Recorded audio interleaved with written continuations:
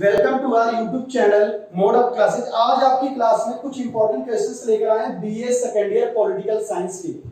ये 10 क्वेश्चंस आपको दिए गए जो कि आपके एग्जाम में काफी इंपॉर्टेंट है। तो देखो इसमें सबसे पहले स्टार्ट करते हैं। न्यायिक सक्रियता की अवधारणा को परिभाषित कीजिए। हाल के निर्णयों के संदर्भ में भारतीय न्यायपालिका की भूमिका की विवेचना कीजिए। क्वेश्चंस को बताने से पहले मैं आपको बता देता हूं कि इन क्वेश्चंस को मैं केवल हिंट में आपको बताऊंगा। पूरे क्वेश्चंस का आंसर आपको नहीं समझाया जाएगा क्योंकि आपको पता है कि 10 क्वेश्चंस को पढ़ाने में काफी टाइम लग जाएगा। इसलिए नीचे दिए गए नंबर पर या तो कांटेक्ट कर ले या तो व्हाट्सएप कर दें जिससे कि मैं आपको पीडीएफ शेयर कर दूं। इसका आंसर देखो, न्यायिक सक्रियता की अवधारणा को परिभाषित कीजिए। हाल के निर्णयों के संदर्भ में भारतीय न्यायपालिका की भूमिका की विवेचना कीजिए। अब न्याय सक्रियता क्या है? न्यायपालिका जो भी कार्य लोगों की भलाई के लिए करती है उस प्रक्रिया को हम न्यायिक सक्रियता कहते हैं। अब न्यायपालिका के कार्य कई तरह के होते हैं, आपको पता होना चाहिए, जैसे कानून की व्याख्या, झगड़ों का निपटारा करना, संविधान की व्याख्या करना, जन अधिकारों की रक्षा करना। ठीक है, ये सारे जो डिसीजन है ये किसके द्वारा लिए जाते हैं? न्यायपालिका के द्वारा। विधायिका और कार्यपालिका कई कानूनी प्रश्न के संबंध में न्यायपालिका से परामर्श भी ले सकती है। अब लास्ट में आपको दिया जाएगा मूल्यांकन। मूल्यांकन में आप निष्कर्ष एक तरह से लिखोगे तो इसमें कुछ बातें ऐसे भी होंगी जो न्यायपालिका के दोष से संबंधित है, जैसे न्यायपालिका के कार्यों में वृद्धि आदि। न्यायपालिका के कार्यों के बढ़ने के कारण भारतीय न्यायपालिका उस पर सही तरीके से डिसीजन नहीं दे पाती। शक्तियों का पृथकीकरण यानी शक्तियों के पृथकीकरण की अवहेलना करना, न्यायपालिका के कई आदेशों को न मानना, ये सब आपके क्या आते हैं? मूल्यांकन में यानी कि उसमें आएंगे, समस्याओं में आएंगे न्यायपालिका। इसके बाद दूसरा जो टॉपिक है गठबंधन राजनीति से आप क्या समझते हैं? गठबंधन राजनीति में प्रधानमंत्री की बदलती भूमिका की विवेचना कीजिए। गठबंधन का मतलब क्या होता है? जब एक दल अपने आप को इतना शक्तिशाली नहीं समझता कि वह अपने बलबूते पर चुनाव लड़ सके, तब अपने समान विचार दलों वालों के साथ समझौता करके गठजोड़ करता है। इसी को हम गठबंधन की राजनीति कहते हैं। जब एक दल दूसरे दल के साथ गठजोड़ करता है तो उसे हम क्या कहते हैं? गठबंधन की राजनीति। अब दूसरा आपका टॉपिक है, अब इसमें भी बताया गया है कि 1967 से लेकर आज तक कोई भी दल अपने को इतना शक्तिशाली नहीं समझता कि वह अपने बलबूते पर चुनाव लड़ सके, अतः वह चुनाव से पहले अपने समान विचार दलों के साथ गठजोड़ करता है और चुनाव लड़ता है। इसके बाद देखो, गठबंधन राजनीति में प्रधानमंत्री की बदलती भूमिका की विवेचना कीजिए। प्रधानमंत्री बहुमत दल का नेता होता है, अतः व्यवहार में उसे अपने मंत्रिमंडल को बनाने की पूर्ण स्वतंत्रता होती है। ब्रिटिश परंपरा के अनुसार भारत का प्रधानमंत्री अपने मंत्रियों का चयन करता है और प्रधानमंत्री जो है अपने जिस दल का नेता होता है उस दल पर ज्यादा ध्यान देता है और अन्य दलों को अपने अधीन रखता है। यह आपका गठबंधन में प्रधानमंत्री की बदलती भूमिका में थोड़ा हिंट ही आपको बता रहा हूं जिससे कि आपको थोड़ा समझ में आ जाएगा। उसके बाद आप अगर आपको इसकी वीडियो आगे भी बनेगी आपकी, लेकिन अभी हिंट ऐसे बता दे रहा हूं जिससे आपको क्वेश्चन आसानी से समझ में आ सके। इसके बाद देखो, गांधीवादी विचारधारा ने राष्ट्रीय आंदोलन को कहां तक कवर किया? अब देखो, गांधीवादी विचारधारा में गांधी जी के द्वारा जितने भी आंदोलन किए गए थे वो सब सारी बातें गांधीवादी विचारधारा ही है। गांधी के उदय से पहले, गांधी जी के उदय से पहले हमारे यहां आपको पता होना चाहिए राष्ट्रीय आंदोलन का जो नेतृत्व था उदारवादी और उग्रपंथी नेता कर रहे थे, जिनमें सुरेंद्रनाथ बनर्जी, गोपाल कृष्ण गोखले, लाला लाजपत राय का नाम उल्लेखनीय है। लेकिन गांधी जी ने अपना आंदोलन शुरू किया 1920 से 21 में असहयोग के द्वारा। असहयोग आंदोलन चलाया जिसमें सरकार को किसी भी प्रकार से सहयोग न करके उसके शासन तंत्र को पुंग बना देना था, नहीं खत्म कर देना था धीरे धीरे। दूसरा, गांधी जी ने 1930 से 34 के दौरान 1930 से 34 के दौरान सविनय अवज्ञा आंदोलन चलाया। इसमें इन्होंने 11 मांगे सरकार के सामने रखी। साथ ही साथ गांधी जी ने यह भी बताया कि अगर उनकी मांगों को पूरा नहीं किया जाएगा तो वे नमक कानून को तोड़कर सविनय अवज्ञा आंदोलन चलाएंगे।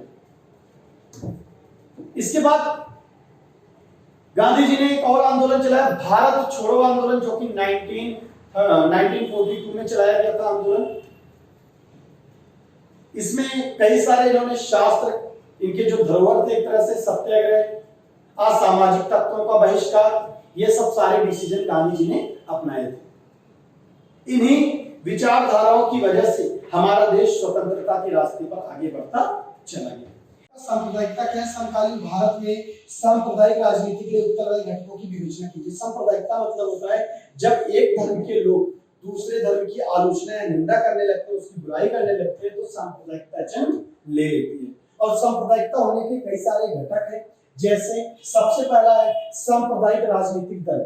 भारत में मुस्लिम league, Akali Dal, national conference जैसे दलों का आधार धार्मिक कट्टरता है।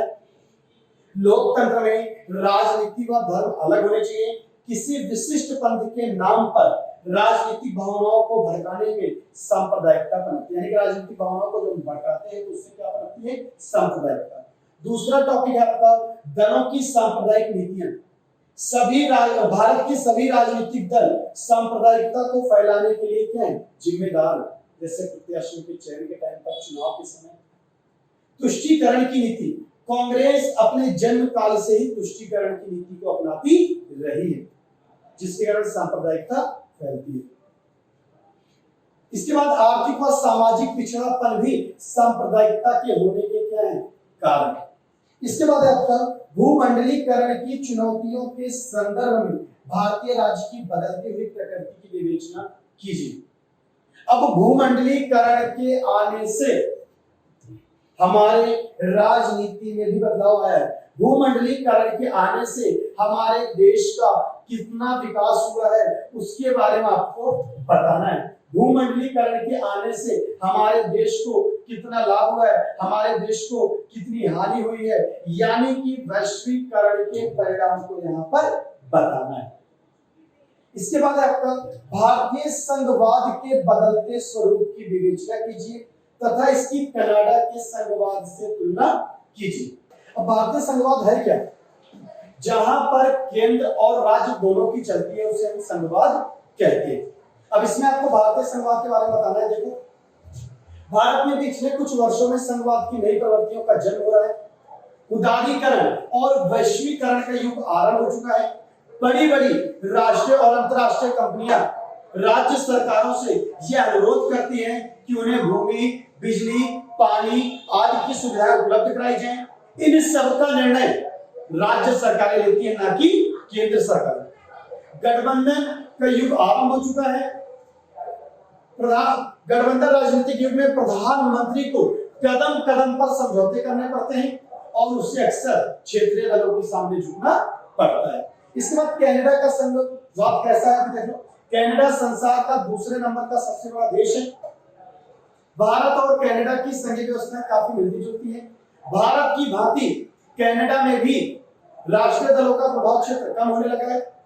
कनाडा में जो सरकार बनती है उसमें क्षेत्रीय दलों की प्रभावी भूमिका होती है। इसके बाद देखो, भारत और ब्रिटेन की दलीय व्यवस्थाओं की प्रमुख विशेषताएं बताइए। भारत में बहुदलीय प्रणाली है। यहाँ अवसरवादिता के दर्शन होते रहते हैं कि जिसको मौका मिलता है वो अपनी सरकार बना लेता है, क्योंकि हमारे यहाँ बहुदलीय प्रणाली, हमारे यहाँ किसी को रोक नहीं कि सरकार वो पार्टी नहीं बना सकता। वहीं ब्रिटेन में भी कई सारे दलों का अस्तित्व है, लेकिन वहां पर दो ही दलों का वर्चस्व, कंजर्वेटिव और लेबर पार्टी। हमारे यहाँ विपक्ष जो है असंगठित व अनुशासन से कोसों दूर है। क्यों? क्योंकि विपक्ष में एकता की कमी है। वहीं ब्रिटेन में दो ही दलों का वर्चस्व है। एक दल अपनी सरकार बनाता है और दूसरा उसका क्या बनता है? विरोधी बनता है। इसके बाद देखो, भारतीय दलीय व्यवस्था की प्रकृति की विवेचना कीजिए। हमारे यहाँ भारत में दो प्रकार की दलीय व्यवस्था है, एक राष्ट्रीय दल और एक क्षेत्रीय दल। राष्ट्रीय दल का वर्चस्व जो होता है, प्रभाव होता है पूरे देश पर होता है। वहीं क्षेत्रीय दल का जो प्रभाव होता है वो केवल अपने क्षेत्र तक ही सीमित होता है। तो नेक्स्ट टॉपिक है आपका भारतीय राष्ट्रीय प्रकृति के नव उदारवादी और नव मार्क्सवादी दृष्टिकोण की विवेचना कीजिए। सबसे पहले आपको देखना है कि भारतीय राष्ट्रीय प्रकृति क्या है, फिर नव उदारवाद ने क्या विचार दिया है, नव मार्क्सवादी क्या विचार दिया। मैं आपको उदारवाद और मार्क्सवाद के बारे में थोड़ा बता दूंगा। तो देखो, सबसे पहले देखो आप कि भारतीय राष्ट्रीय प्रकृति क्या है। समाज में विद्यमान सामाजिक, राजनीतिक व आर्थिक परिस्थितियां जो है वो राज्य के स्वरूप को निर्धारित करती हैं। संविधान की प्रस्तावना राज्य व्यवस्था रूपी शरीर की क्या है, आत्मा है। वर्तमान राजनीतिक जो प्रणाली है वो पूरी तरह ब्रिटिश विरासत पर आधारित है। भारत एक पंथ निरपेक्ष देश है, यहाँ पर विभिन्न भाषा के और विभिन्न जाति के लोग रहते हैं। अब नवउदारवाद ने क्या विचार दिया है, देख लो। नवउदारवादी ऐसी राजनीतिक व्यवस्था को कहते हैं जहां व्यक्ति की स्वतंत्रता क्या होती है, सुरक्षित होती है। मिल एडम स्मिथ, जॉन लॉक, ये सब उदारवादी या नवउदारवादी चिंतन है। दूसरा है मार्क्सवादी। मार्क्सवाद और नव मार्क्सवादी अंतरराष्ट्रीय संबंध सिद्धांत ऐसे प्रतिमान हैं जो राज्य संघर्ष या सहयोग के उदारवादी दृष्टिकोण को अस्वीकार करके आर्थिक और भौतिक पहलुओं को ज्यादा महत्व देते हैं। इसके बाद देखो, इसमें आपको केवल हिंट बताया गया है कि उदारवादी और मार्क्सवादी।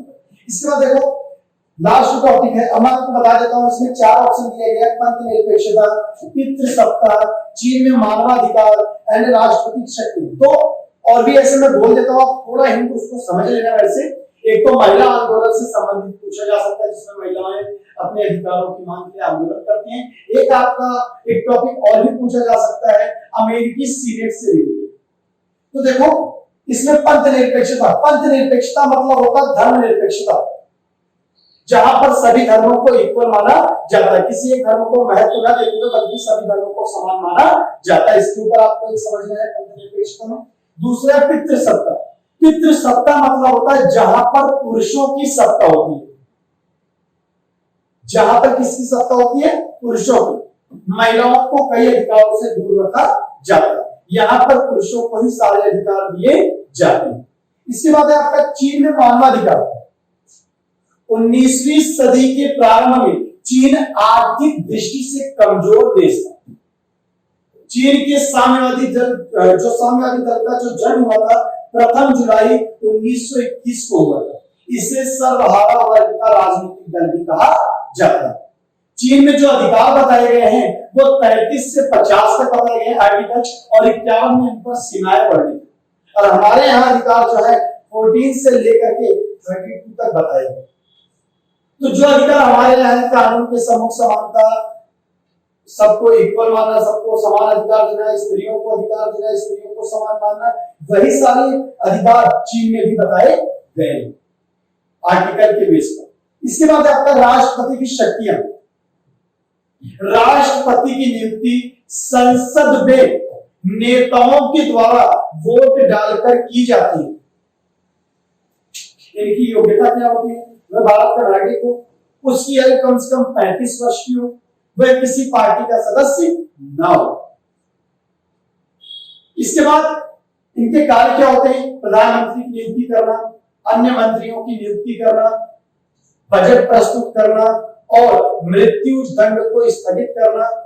ये सब किसके काम होते हैं, राष्ट्रपति के कार्य होते हैं। मैं आप सबको ये समझाता हूं कि इन क्वेश्चंस को केवल हिंट से आपको पढ़ाया गया है। जल्दी जल्दी थोड़ा मैंने आपको समझाने की कोशिश की ताकि आपको हिंट्स केवल समझ में आ जाए क्वेश्चंस। अगर इसका आंसर आपको चाहिए, आपका इसके आगे भी मैं वीडियो बनाता रहूंगा, अगर इसका आंसर आपको चाहिए तो आप नीचे दिए गए नंबर पर व्हाट्सएप कर दें, जिससे मैं आपको पीडीएफ शेयर कर दूं। और आप सबसे रिक्वेस्ट है कि इस चैनल को सब्सक्राइब करें और बेल आइकन पर प्रेस करें, जिससे कि आपको टाइम टू टाइम अपडेट्स मिलते रहें, चाहे वो 11th हो, 12th हो, 9th हो, 10th हो, सबकी सारे अपडेट्स आपको मिलते रहें।